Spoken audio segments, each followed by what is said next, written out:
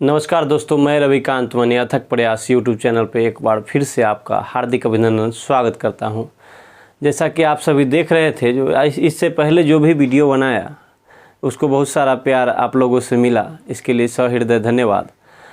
आज का जो मैंने टॉपिक चुना है वो है आधुनिक भारत के इतिहास से और गवर्नर जनरल, गवर्नर और वायसराय के बारे में। आज इस पे विस्तृत रूप से किसी भी एग्ज़ाम में, जो कॉम्पिटिटिव एग्ज़ाम में अब जब देने जाइएगा, चाहे पीसीएस का एग्ज़ाम भी हो, तो गवर्नर जनरल, गवर्नर और वायसराय से लगभग क्वेश्चन आपको देखने को मिलेगा ही मिलेगा। तो चलिए इसके क्रम को और इसके कौन सा भारत का अंतिम रहा, कौन बंगाल का अंतिम रहा, कौन बंगाल का प्रथम ये गवर्नर रहा, इन सभी बिंदुओं पहलुओं पे विशेष रूप से ध्यान देंगे और उसको समझेंगे। सबसे पहले देखेंगे गवर्नर जनरल और चाहे गवर्नर का पोस्ट का ज़रूरत क्यों पड़ा भारत में। तो हम जानते हैं जैसा कि जो सन 1600 के करीब में, यानी करीब क्या 1600 ईस्वी में भारत में ब्रिटिश शासन, जो मतलब ईस्ट इंडिया कंपनी का एक तरह से व्यापार के लिए ये आए थे यहाँ पे। ईस्ट इंडिया कंपनी का जो है स्थापना हुआ 1600 ईस्वी में और धीरे धीरे क्या हुआ, जो ये भारत में अपना पांव पसारने लगे और धीरे धीरे भारत पे शासन करने लगे। और जब शासन करने लगा उस समय क्या था, जो इन्होंने भारत को लगभग 3 प्रेसिडेंसी में बांटा था। 3 प्रेसिडेंसी में भारत को बांटा था। कौन कौन था? एक था उस समय बम्बई, जिसको कहा जाता था, अभी तो मुंबई है।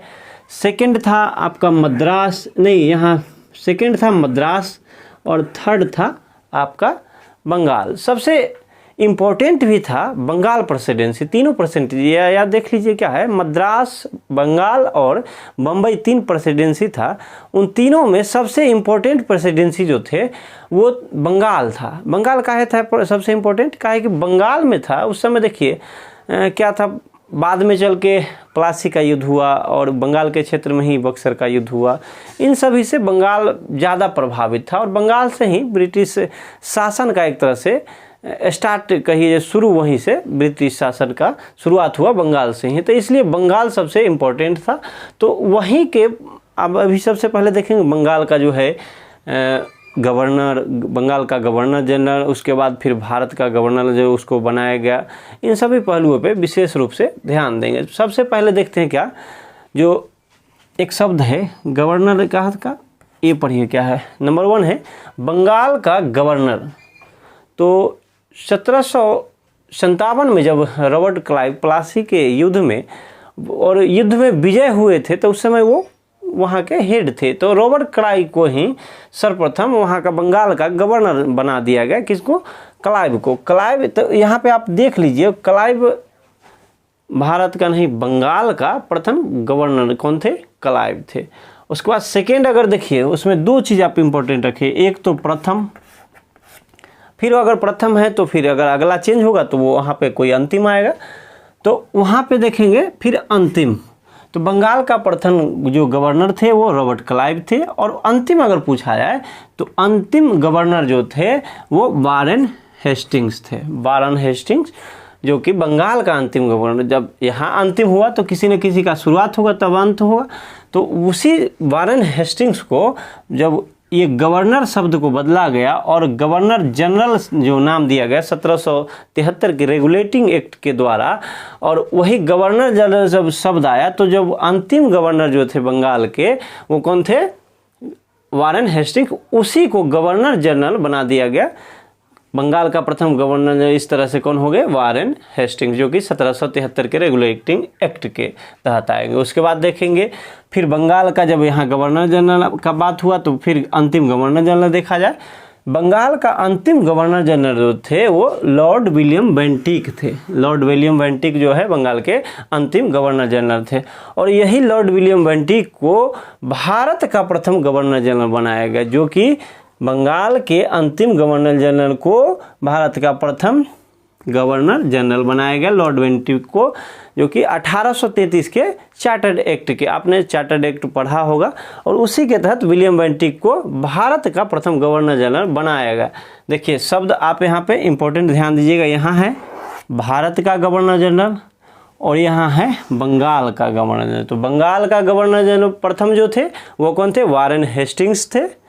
और अगर पूछा जाए भारत का प्रथम गवर्नर जनरल तो वो थे लॉर्ड विलियम बेंटिक, जो कि 1833 के चार्टर्ड एक्ट के तहत इसको बदला गया था। बंगाल के गवर्नर जनरल को भारत का गवर्नर जनरल बनाया गया। उसके बाद देखेंगे भारत का अंतिम गवर्नर जनरल जो थे वो कौन थे? तो लॉर्ड कैनिंग, ये नाम आपको बहुत ध्यान होगा। लॉर्ड कैनिंग जो थे वो 1857 में, एक 1857 की क्रांति आप पढ़े होंगे, और आधुनिक इतिहास में तो 1857 की क्रांति से सबसे ज़्यादा क्वेश्चन उठता है और यहाँ से सबसे ज़्यादा क्वेश्चन बनता भी है।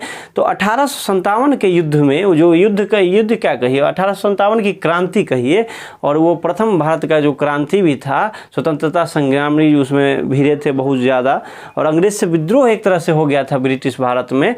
तो उस समय जो लॉर्ड कैनिंग, वो जो वहाँ के का भारत के जो उस समय क्या थे, गवर्नर जनरल थे, उन्हीं को कहा कि मतलब यहाँ पे ईस्ट इंडिया कंपनी का शासन जो था उसको ख़त्म करके, और एक शब्द आया यहाँ पे क्या, ये जो अंतिम गवर्नर जनरल थे, और उस शब्द को बदल के क्या कर दिया गया, वायसराय।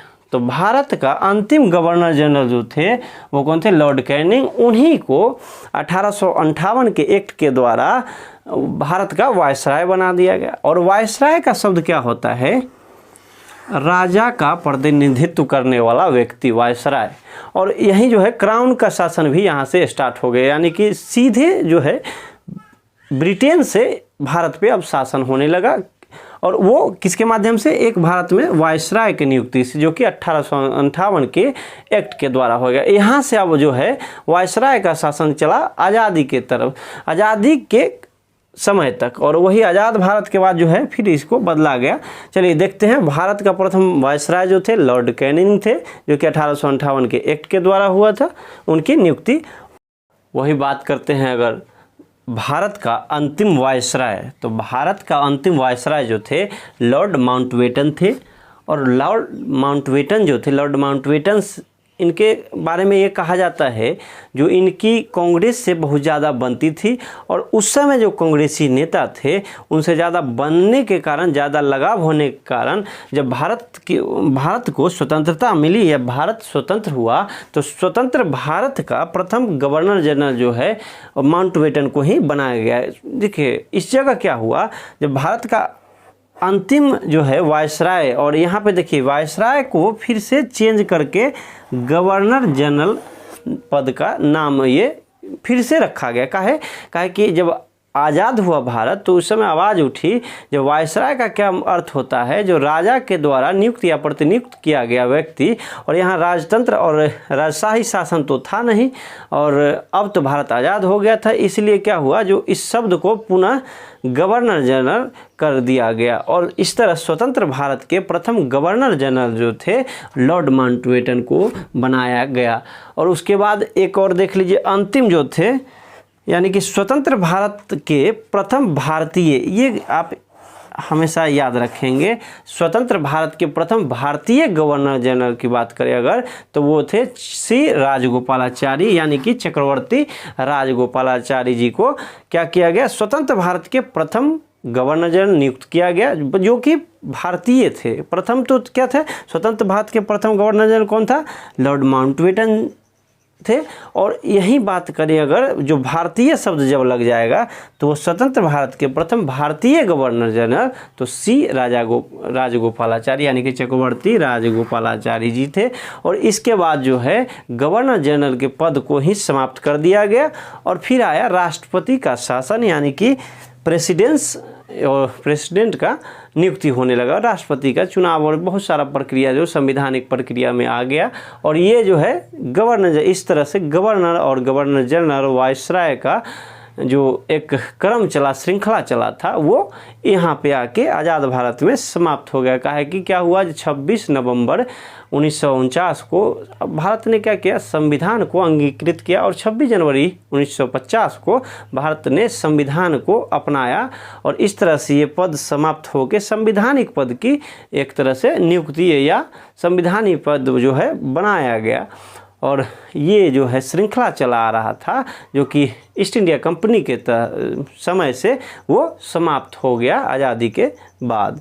तो चलिए इस तरह से गवर्नर जनरल, गवर्नर और क्या है वायसराय के बारे में आपको विस्तृत जानकारी, जो अंतिम कौन थे, प्रथम कौन थे, इस पे दिया।